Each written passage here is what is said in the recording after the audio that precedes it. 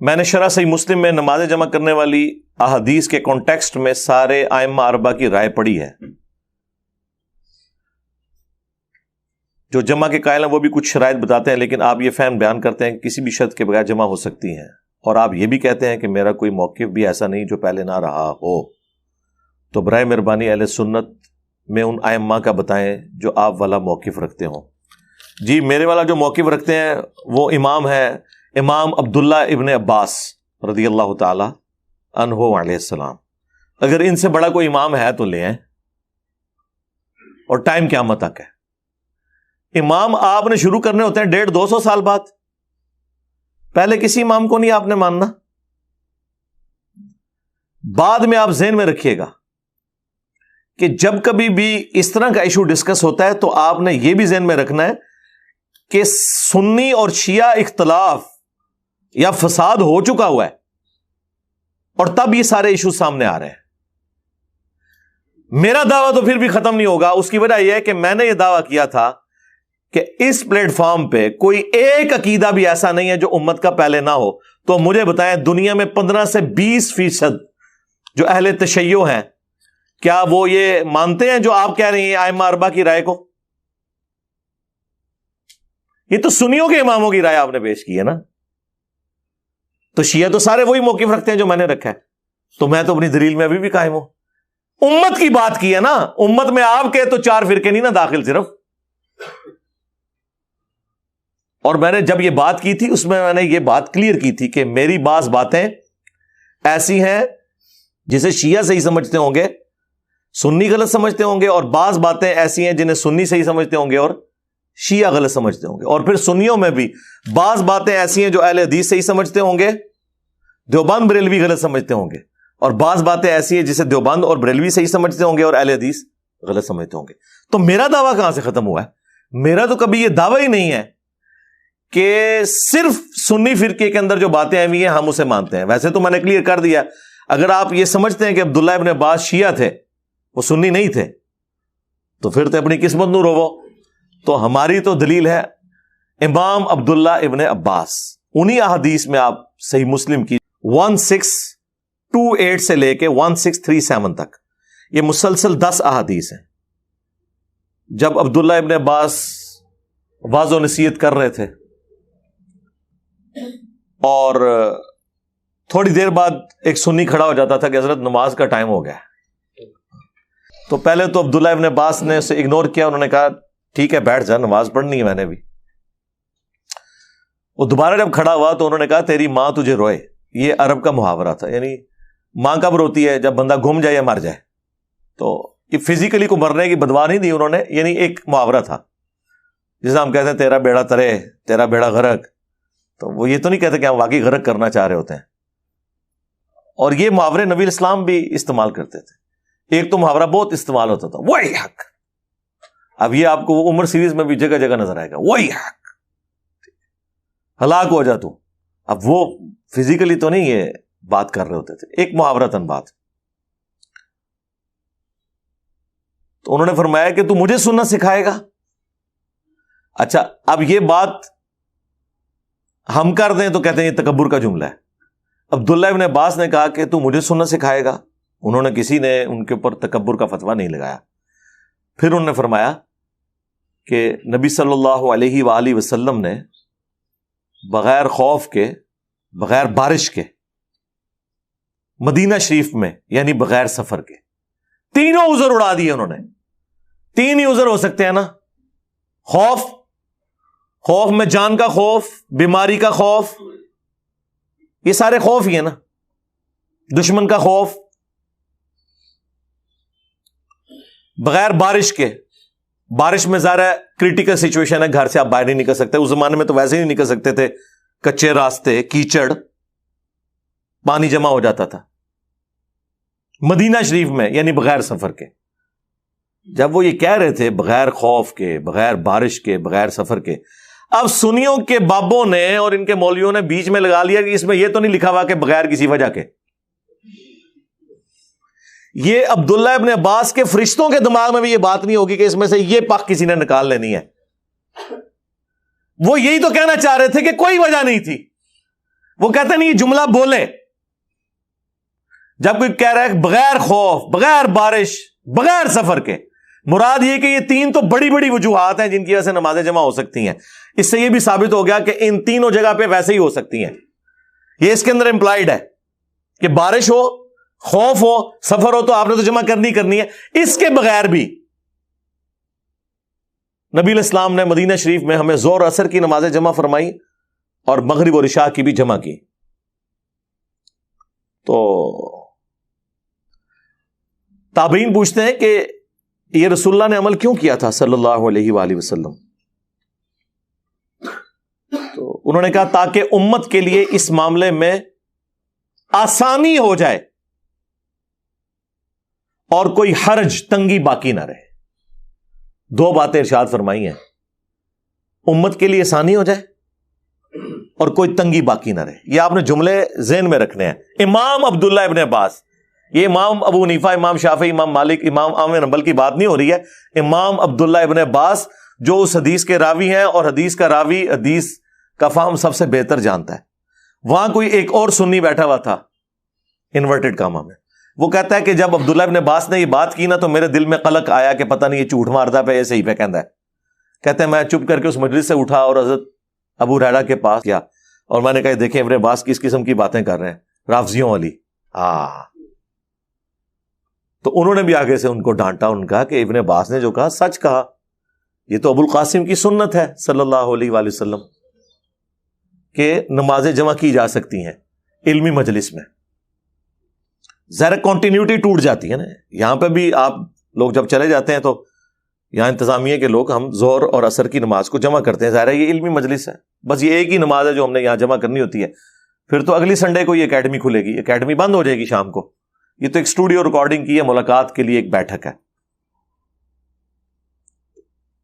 اچھا، اب اس میں نا یہ جو مسلم شریف کی حدیث ہے نا، اس کے نیچے کچھ تابعین کی آپس میں ڈسکشن ہے جو نقل ہوئی ہے، امام مسلم نے نقل کی ہے. بعض کی پھر بھی تسلی نہیں نہ ہوتی.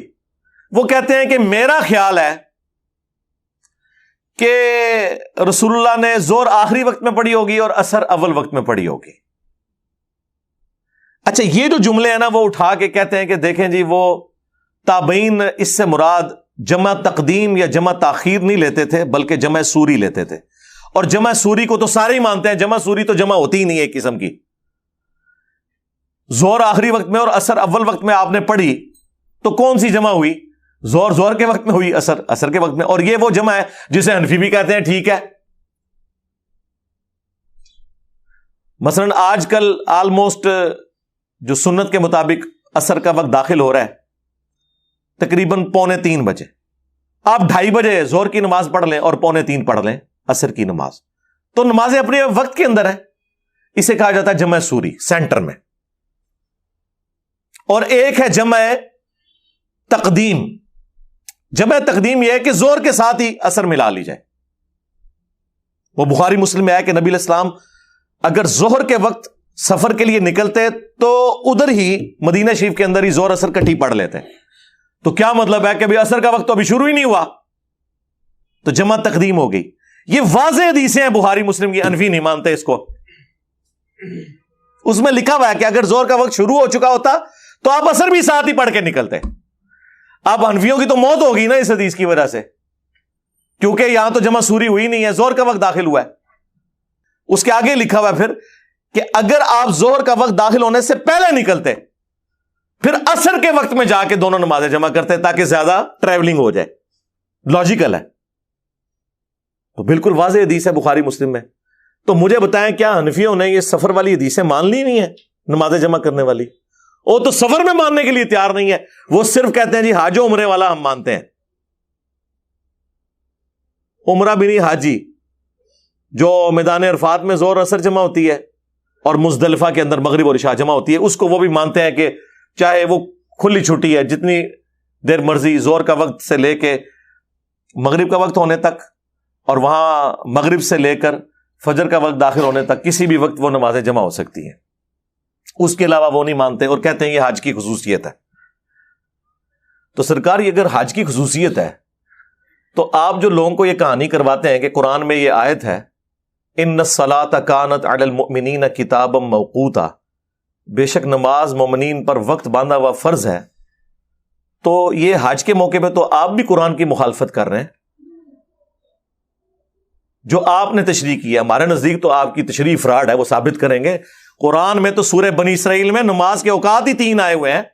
پہلے آپ قرآن سے 5 نمازیں تو ثابت کریں. قرآن تو نمازوں کی ٹائمنگ 3 بتاتا ہے. فجر، دن کی نماز اور رات کی نماز.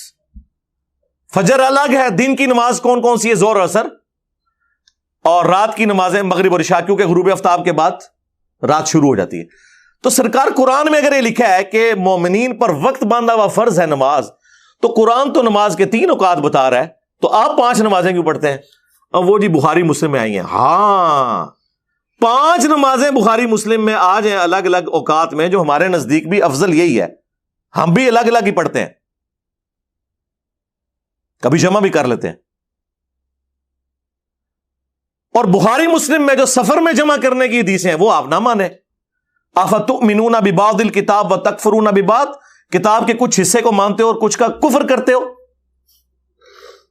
پھر ذلت بھی کاٹنی پڑے گی نا اس شخص کے ہاتھوں جو نعرہ لگاتا ہے کہ میرے نبی سا ہے ہی کوئی نہیں، تیرے بابے تے شے ہی کوئی نہیں. ذلیل ہو گئے نا اس کے ہاتھوں. پھر تم بھئی کدھر کھڑے ہو گئے؟ کسی گراؤنڈ پہ ہی نہیں کھڑے ہوئے. اس لیے میں کہتا ہوں کہ ہمارا مقدمہ آپ گورے کی عدالت میں لے جائیں نا، دوسری پیشی نہیں پڑے گی، پہلی پیشی میں ہی سارے فارغ ہو جائیں گے. کیونکہ وہ کہیں گے یار اگر تم ان کتابوں کو مان رہے ہو تو کون سا دین لے کے چل رہے ہو؟ جب نمازیں جمع کرتے ہیں تو آیت پیش کرتے ہیں ان الصلاۃ کانت علی المؤمنین کتابا موقوتا. ہم کہتے ہیں رکو ذرا، صبر کرو، پھر قرآن سے ہی پوچھ لو کہ نمازوں کے اوقات کتنے ہیں. قرآن تو کہہ رہا ہے 3، 5 تو کہہ ہی نہیں رہا. پھر پھنس جاتے ہیں، پھر حدیثوں میں بنا لیتے ہیں آ کے. جب حدیثوں میں آؤ گے تو بھائی کتاب موقوتا کا مطلب ہے کہ وہ شخص اس کو بتائے گا کہ نمازوں کا ٹائم کون سا ہے، کہ جس کی قبر مدینے میں ہے صلی اللہ علیہ وآلہ وسلم، جس پہ شریعت نازل ہوئی ہے. کیونکہ حج کے موقع پر کتاب موقوتا کدھر چلا گیا تمہارا؟ وہ کہتے ہیں نہیں رسول اللہ نے تعلیم فرمایا. اچھا رسول اللہ نے قرآن کے خلاف تعلیم فرما دیا؟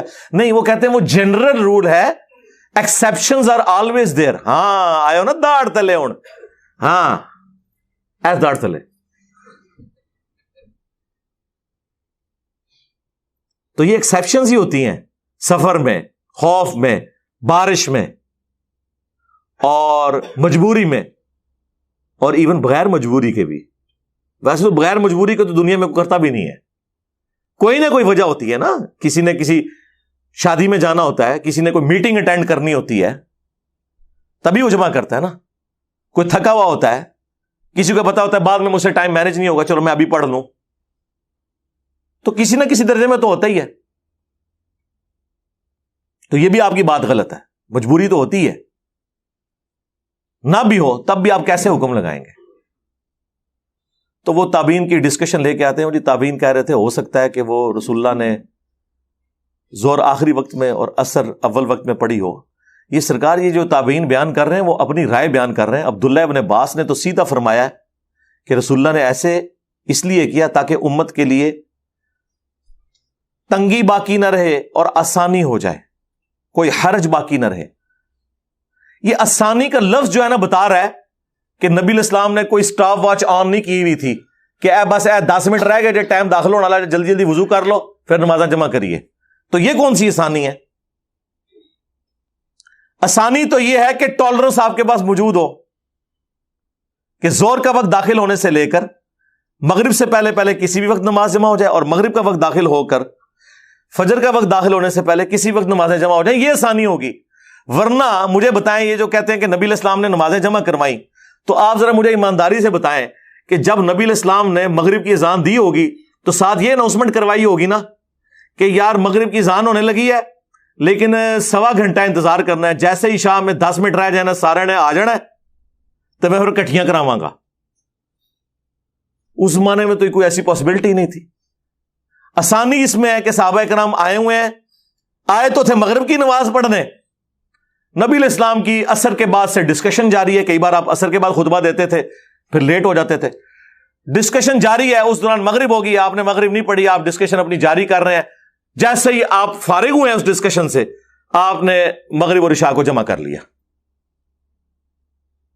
یا یہ ہوتا ہوگا کہ مغرب کی اذان کے وقت صحابہ کرام آئے مسجد میں اور حضور کہیں گے ہوں بہ جاؤ 1.5 گھنٹہ میں تھوڑے سے ثانی کرن لگا, 1.5 گھنٹے بعد کٹھی دوئے پڑھاواں گا. تو لوگ کہیں گے حضرت یہ 1.5 گھنٹہ ہم گھر میں کوئی اپنے کام کاج کر لیتے, یہ کون سی, یہ تو الٹا وہ 10 یا 20 منٹ کی نماز ہمیں 1.5 گھنٹے کی پڑ گئی ہے, یہ ثانی ہے, مجھے بتائیں. لیکن common sense is not so common. یہ عقل والوں کو سمجھ آئے گا آسانی کب ہوگی. اسی لیے امام ترمذی نے تینوں طریقے سے احادیث کو جمع کر کے جامعہ ترمذی میں لکھا ہے کہ جمع تقدیم بھی سنت ہے یعنی زہر کے ساتھ اثر, جمع تاخیر بھی سنت ہے یعنی اثر کے ساتھ زہر, لیکن پہلے زہر پڑھنی ہوگی پھر اثر, وقت وہ ہوگا. اور اسی طرح مغرب اور عشاء کے لیے بھی, اور جمع سوری بھی سنت ہے. لیکن ظاہر ہے 100 کرو امام ترمذی سنی تو تھے, لیکن انہوں نے حدیث میں یہ نقل تو کیا کہ نبی علیہ السلام نے مسلم والی حدیث امام ترمذی بھی نقل کی, بغیر خوف کے, بغیر بارش کے, بغیر سفر کے نمازوں کو جمع کیا. اور ابن عباس کا فتویٰ بھی نقل کیا تاکہ امت کے لیے آسانی ہو جائے, کوئی تنگی باقی نہ رہے. اور پھر کہتے ہیں لیکن ہمارے جو ائمہ ہیں نا, احمد بن حنبل اور امام شافعی, وہ کہتے ہیں بغیر وجہ کے نمازوں کو جمع نہیں کرنا چاہیے. تو کہتے ہیں آپ کے امام, میں کہتا ہوں جی ابھی اٹھ کے قبروں سے نکل کے کہ ہمیں تو کوئی فرق ہی نہیں پڑتا. اس کی وجہ یہ ہے کہ ہم نے تو اس شخص کو اپنا امام مانا ہے جس کی قبر مدینے میں ہے صلی اللہ علیہ وآلہ وسلم. جی سرکار اس دور کے امام شافعی اور امام احمد بن حنبل اور امام مالک وہ لوگ ہوں گے نا جو اس دور میں دین سکھا رہے ہیں. اس دور کے لوگ اس زمانے میں ہوتے تو اس زمانے میں وہ امام شافعی امام احمد بن حنبل ہوتے. ٹھیک ہے, جس طرح میں نے عذرائے تفنن کئی دفعہ کہا ہے کہ آپ نے اگر اس دور کا کوئی انجینئر محمد علی مرزا دیکھنا ہے نا تو امام مسلم کا مقدمہ پڑھیں, حدیث کی صحت کے حوالے سے وہ کتنے سٹرکٹ ہیں. اور یہ تفنن کے طور پہ ہے, میں تو اس کو بے ادبی شمار کرتا ہوں. ہاں میں یہ کہتا ہوں کہ اس دور میں اگر امام مسلم کا کوئی جانشین دیکھنا ہے تو ہمیں دیکھ لیں. وہ تو زمانوں سے کیا فرق پڑتا ہے میرے بھائی, سب فالوور ہیں. امام وہ ہے جس کی قبر مدینے میں صلی اللہ علیہ وآلہ وسلم. یہ سارا یہ بابا پرستی کی وجہ سے تو سارا جنازہ نکلا ہے. اس حوالے سے ایک اور حدیث جو پیش کی جاتی ہے نا, امام ترمذی رحمۃ اللہ علیہ نے اس حدیث کو خود ضعیف لکھا ہے جامعہ ترمذی کے اندر کہ جس نے بغیر عذر کے 2 نمازیں جمع کی تو وہ گناہ کبیرہ کا مرتکب ہوا. یہ حدیث المستدرک للحاکم کے اندر بھی ہے اور فضائل اعمال کے اندر بھی شیخ زکریا نے نقل کی ہے روایت اور اس سے اپنی حنفیت ثابت کی, لیکن نیچے انہوں نے عربی میں لکھ دیا کہ ضعیف ہے. ہاں یہ کام ڈالتے ہیں یہ لوگ. تو یہ نمازیں جمع کرنے میں آسانی اسی وقت ہوگی جب آپ کے پاس ٹالرنس موجود ہو. لہذا سفر میں کرنی ہے یا حضر میں کرنی ہے, بارش میں کرنی ہے یا خوف میں کرنی ہے, کسی وجہ سے کرنی ہے یا بغیر وجہ کے کرنی ہے, نمازیں بہرحال 5 ہی رہیں گی, البتہ وہ جمع ہو جائیں گی. اہل تشیع نے اپنی روٹین بنائی ہوئی ہے نمازیں جمع کرنے کی. ان کی فقہ میں بھی لکھا ہوا ہے کہ نمازیں ہمیشہ جمع کرنا یہ افضل نہیں ہے. رسول اللہ کا عمومی عمل کیا ہے, 5 نمازیں الگ وقت میں پڑھنا. ہم جواد نقوی صاحب حافظہ اللہ تعالیٰ کو جب ملنے گئے عروۃ الوثقیٰ کے اندر, میں نے زور اثر کٹھی جمع کی مسجد کے اندر, وہ زور پڑھ کے باہر نکل آئے اور انتظار کر رہے تھے میرا, اور میں سمجھا شاید ہماری وجہ سے انہوں نے کیا ہے کہ چلو مجھے سنی ملنے آئے ہیں تو میں نمازیں الگ پڑھوں. تو ان کے ساتھی بتانے لگے نہیں یہ اثر جو ہے نا وہ بعد میں پڑھتے ہیں, یہ نمازیں الگ وقت میں پڑھتے ہیں, یہ جمع نہیں کرتے ادھر. وہ کہتے ہیں میرے لیے کون سا مسئلہ ہے, میں تو بعد میں پڑھ سکتا ہوں نا, چلو بچوں کی تعلیم کا حرج ہوتا ہے اور انہوں نے روٹین میں جمع کی ہوئی ہے. اور اہل سنت کے ہاں بھی افضل نمازوں کو الگ اوقات میں پڑھنا ہے, جواز یہاں پہ بھی موجود ہے. لہٰذا یہ جو میں نے کلیم کیا تھا کہ میرا کوئی ایک نظریہ بھی ایسا نہیں ہے جو اس پلانٹ ارتھ پہ کسی مسلمان فرقے کا کسی نہ کسی شکل میں نہ ہو, مجھ سے زیادہ ہی سخت ہوگا, کم نہیں ہوگا. مثلا حضرت معاویہ کے بارے میں جو میرا موقف ہے رضی اللہ تعالیٰ عنہ, ہم تو احترام سے نام لیتے ہیں, یہ اہل سنت میں تو آپ کو مختلف شکل میں, امام عبدالرزاق کی شکل میں, امام حاکم کی شکل میں, امام نسائی کی شکل میں, امام شافعی کی شکل میں تو نظر آئے گا, لیکن ورسٹ فارم میں شیعہ کے ہاں نظر آئے گا. وہ تو بہت آگے چلے جاتے ہیں. لیکن آپ یہ نہیں کہہ سکتے کہ میں نے کوئی ایسا نظریہ اڈاپٹ کیا ہوا ہے جو کسی کا نہیں ہے. تو نمازیں جمع کرنے میں بھی اہل تشیع ایک بہت ہارڈ لائن لے گئے. پریکٹیکلی عوام ان کی فقہ میں تو ان کے ہاں بھی ہے کہ نمازیں 5 اوقات میں الگ پڑھنی چاہیے, لیکن ضد آ گئی نا جب سنیوں نے کہا کہ نمازیں جمع کرنا حرام ہے, انہوں نے کہا پھر ٹھیک ہے آ جاؤ میدان وچ, اسی اس مردہ سنت نو زندہ کریں گے. جس طرح یہاں پہ اہل حدیث چوتھے دن اونٹ قربان کر کے کہتے ہیں مردہ سنت زندہ کر رہے ہیں، حالانکہ وہ روایتی کمزور ہے. ہاں، پگڑی کی مردہ سنت کوئی نہیں زندہ کر رہا، اسے مردہ کرنے میں سب سے بڑا ہاتھ ہی اہل حدیث کا ہے. ٹوپی کی سنت کو مردہ ہے، ٹوپی اور پگڑی کی سنت کے قاتل جو ہیں وہ اہل حدیث ہیں، اس لیے اس مردہ سنت کو کبھی وہ زندہ نہیں کریں گے. اپنی مرضی کی سنتیں زندہ کی ہوئی ہیں سب نے. تو پھر شیعہ نے بھی یہی کیا، انہوں نے کہا ٹھیک ہے یہ نہیں قائل، ہم کریں گے زبردستی. اور دوسری طرف ہارڈ لائن لے لی سنیوں نے، انہوں نے کہا کہ نہیں ہم تو کہیں گے حرام ہے. ہاں، اہل حدیث کو میں کریڈٹ دیتا ہوں کہ انہوں نے تھنک آؤٹ آف باکس کیا ہے، جرأت دکھائی ہے کہ انہوں نے اس چیز کو مانا کہ نمازیں جمع ہو سکتی ہیں. لیکن جب سے یہ ہماری ویڈیوز آئی ہیں اب وہ بھی بیک فوٹ میں. اب ہمارے محلے میں جو اہل حدیث کی مسجد ہے، بارش کا اولے بھی پڑھ رہے ہیں وہ نمازیں نہیں جمع کرواتے. پہلے ہلکا سا بادل بھی آ جائے تو نمازیں جمع کر لیتے تھے، ضد میں آئے ہوئے ہیں. تو مجھے کیا فرق پڑتا ہے، ہم اپنے دو بھائی سائڈ پہ لے کے اپنی نماز جمع کر لیتے ہیں، ہمیں کیا فرق پڑتا ہے. ضد اور ہٹ درمی، اور خود سارے یہ نفع اٹھاتے ہیں. طارق جمیل صاحب حافظہ اللہ تعالی، ان کے ڈرائیور نے خود بتایا کہ مولانا کے ساتھ جب ہم سفر میں ہوتے ہیں تو مولانا تو نمازیں ہمیشہ جمع ہی کرتے ہیں. دیکھ لیں. لیکن مولانا سے اگر ہم کہیں کہ آپ ذرا اس کا علم اٹھائیں تو ان کے لیے مشکل ہو جائے گی. ایک بہت بڑے اہل حدیث عالم جن کے وہ لال رومال والے بھائی جو ہیں وہ سعودیہ میں ہیں، ان کا ایک بڑا بھائی جو ہے نا وہ G11 میں اس کی مسجد ہے، میرا آفس اس کے پاس ہی تھا. اور یہ میں کوئی 2008-9 کی بات کر رہا ہوں آلموسٹ، یعنی آج 20 نومبر 2022 ہے، تو آپ سمجھ لیں آلموسٹ یہ 14 سال پرانی بات ہے. اس وقت مجھے کتنے لوگ جانتے ہوں گے، میری ابھی شیخ زبیر صاحب سے ہی صرف ملاقات ہوئی تھی، اور ابھی میں نیا اہل حدیث کی طرف گیا تھا، تحقیق کر رہا تھا. تو ظاہر ہے مجھے تو کوئی جانتا نہیں تھا، ویڈیو تو میری کوئی ہے ہی نہیں تھی یوٹیوب کے اوپر. ویڈیوز تو آئی ہیں 2009 کے اندر 1-2، باقی 2010 سے شروع ہوئی ہیں پراپر. تو میں انہیں ملنے کے لیے گیا، مغرب کی نماز کے بعد میں ان کے قریب ہوا. مجھے پتا چلا کہ یہ چند بڑے علماء میں سے ہیں نا اہل حدیث کے. میں نام نہیں لیتا پھر وہ پرسنل ہو جائے گا، سب کو پتا ہی ہے، اہل حدیث کو تو پتا چل جائے گا کہ کس کا میں نام لے رہا ہوں. تو وہ گپ شپ شروع ہوئی تو میں نے ان سے ویسے، جو نیا بندہ تحقیق میں ہوتا ہے اسے ویسے ہی چسکا لینے میں مزہ آتا ہے اس طرح کے. تو میں نے کہا جی اب ظاہر ہے میرا تو وہ ریکارڈ انہوں نے کرنا ہی تھا، ظاہر ہے ایک اٹامک انرجی کا آفیسر ہے، انجینئر ہے، تو وہ کوئی عام بندے سے تو بات نہیں کر رہے. میں اپنے دوستوں کے ساتھ گیا ہوا تھا. تو میں نے کہا جی یہ نمازیں جمع کرتے ہیں یہ تو حرام ہے، یہ تو رافضیوں کا طریقہ ہے. میں نے کہا سر مسلم میں 10 حدیثیں ہیں. اچھا، ان کو یہ پتا چل گیا کہ اسے پتا ہے کہ مسلم میں 10 حدیثیں ہیں، تو اب ایک سٹیپ میں نے پیچھے آنا ہے. پھر انہوں نے کہا ہاں وہ مسلم میں ہے، اس میں سفر میں تو آپ کر سکتے ہیں. میں نے عام حالت میں حرام کی بات کی تھی. میں نے کہا ہاں مجھے پتا ہے کہ اہل حدیث سفر میں کرتے ہیں، اور بارش میں بھی، ہاں کہتے ہیں ہم بارش میں بھی کراتے ہیں ہم جمع. تو میں نے کہا اس میں تو واضح ہے کہ بغیر سفر کے، بغیر خوف کے، بغیر بارش کے. کہتے نہیں جی اس میں یہ تو نہیں ہے نا کہ بغیر مجبوری کے، کوئی نہ کوئی مجبوری تو ہوتی ہوگی. میں نے کہا چلیں اس کو ہی آپ پروموٹ کریں، مطلب آپ لوگوں کو کبھی بارش اور سفر کے بغیر بھی نماز جمع کروا دیا کریں کہ بھائی یہ بھی ایک سنت ہے. تو پھر انہوں نے ادھر ادھر دیکھا، مجھے کہتے ہیں میں تو کر لیتا ہوں تو جمع. خود سارے یہ فائدے اٹھا رہے ہیں. میں آپ کو بتاؤں، لوگ تو کہتے ہیں نا علم دین حاصل کریں آپ مشکل میں پڑ جائیں گے. میں آپ کو قسم اٹھا کے کہتا ہوں کہ اگر آپ کو علم دین ہے نا، آپ دین کو آسانی سے پریکٹس کر سکتے ہیں. دین بالکل ہلکا ہے. یہ انہوں نے مختلف قسم کے چنگلوں میں آپ کو پھنسایا اس لیے ہوا ہے تاکہ آپ ان سے مسئلے پوچھتے رہیں اور آپ کو یہ مزید الجھا کے نا سائیکو بناتے رہیں. اے نہ کرنا ہے ہو جائے گا، وہ نہ کرنا ہے ہو جائے گا، نہیں اے کوئی نہیں ثابت، اینج نہیں ہوندا.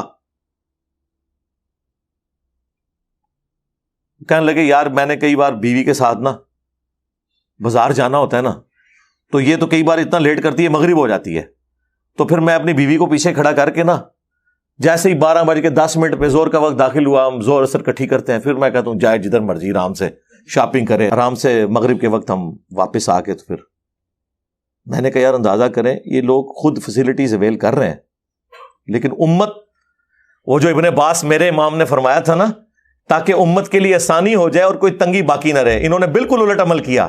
ہاں، تاکہ نہ کوئی آسانی ہو اور تنگی برقرار رہے، اور خود لے رہے ہیں. جو میں غدیر خم کی حدیث قرآن والے بیت جو مسلم شریف میں 4 حدیثیں ہیں، اس میں زید ابن ارقم کہتے ہیں کہ نبی علیہ السلام نے فرمایا تھا قرآن اللہ کی کتاب ہے، یہ اللہ کی رسی ہے، جو اسے پکڑے گا وہ ہدایت پہ ہوگا، جو چھوڑ دے گا گمراہ ہو جائے گا. تم اللہ کی کتاب کو پکڑو، اپنا تعلق اس کے ساتھ مضبوط کرو. اور پھر زید ابن ارقم کہتے ہیں نبی علیہ السلام ہمیں ترغیب دلاتے رہے، اللہ کی کتاب، اللہ کی کتاب، اللہ کی کتاب. اور پھر فرمایا دوسری بھاری چیز میرے اہل البیت ہیں، میں اپنے اہل البیت کے معاملے میں تمہیں اللہ کا خوف دلاتا ہوں. اور یہ جملہ آپ نے 3 دفعہ ریپیٹ کیا، میں اپنے اہل البیت کے بارے میں تمہیں اللہ کا خوف دلاتا ہوں، میں اپنے اہل البیت کے بارے میں تمہیں اللہ کا خوف دلاتا ہوں. امت بالکل الٹ چلی، نہ قرآن کو عقیدوں میں پکڑا، حالانکہ ہر نماز کی ہر رکعت میں پڑھا ایاک نعبد و ایاک نستعین، لیکن اسی مسجد کے ساتھ جو بابا دفن تھا نا، نماز پڑھنے کے بعد اس بابے سے بھی مانگ کے گھر واپس آئے. یہ توحید میں سے سیکھا. نہ قرآن کو پکڑا، نہ اہل البیت کو زندہ چھوڑا، بالکل الٹ چلے.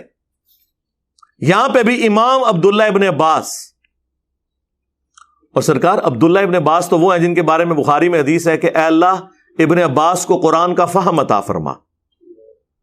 تم جو حنفی لوگ ہمیں آیات پڑھ پڑھ کے سناتے ہو ان الصلاۃ کانت علی المؤمنین کتابا موقوتا، تو اس آیت کی شرح عبداللہ ابن عباس کو زیادہ آتی ہے، تم لوگوں کو زیادہ آتی ہے؟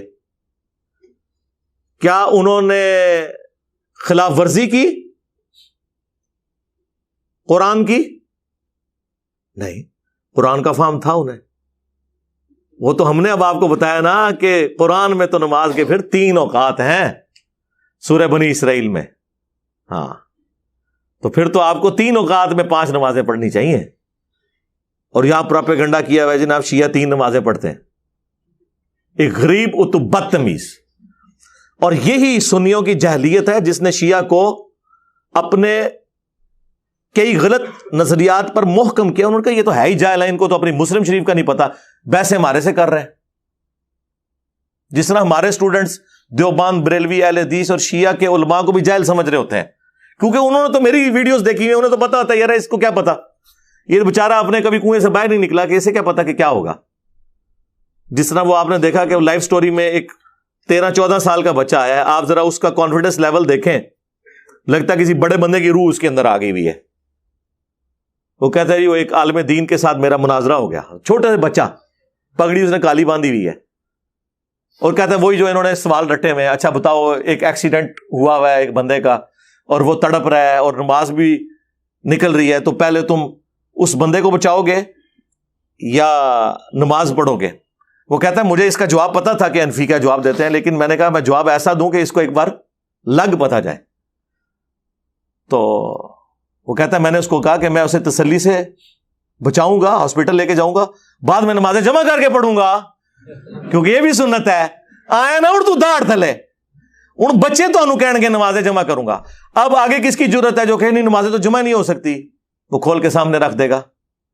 اب یہ بہانہ بھی ختم ہو گیا کہ جی قرآن میں تو اللہ تعالیٰ نے فرمایا کہ نماز مقررہ وقت پہ پڑھنا فرض ہے، تو قرآن میں تو سرکار پھر 3 اوقات ہیں، تو پھر 3 اوقات میں نماز پڑھنی چاہیے. نہیں، حدیث میں 5 اوقات آئے ہیں، اس کی مزید ایکسپلینیشن، تو سرکار صرف اتنی تو نہیں ایکسپلینیشن، اس کے آگے بھی ایکسپلینیشن آئی ہوئی ہے، بغیر خوف کے، بغیر بارش کے، بغیر سفر کے بھی نمازیں جمع ہو سکتی ہیں، اور سفر میں تو ویسے ہی سنت ہے، اس کے اندر امپلائڈ ہے. تو یہ ساری کی ساری باتیں جو کر رہے ہوتے ہیں سطحی نالج کے طور پہ.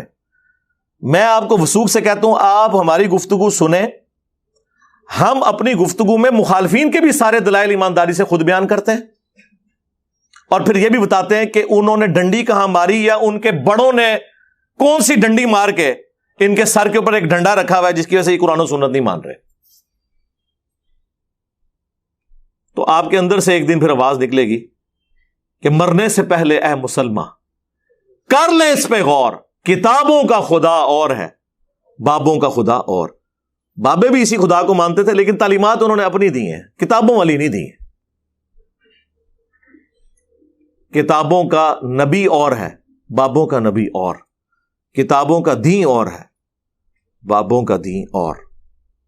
صلو علی محمد وآل محمد، اللہم صلی علی محمد وعلی آل محمد واصحاب محمد وازواج محمد وامت محمد اجمعین الی یوم الدین، آمین۔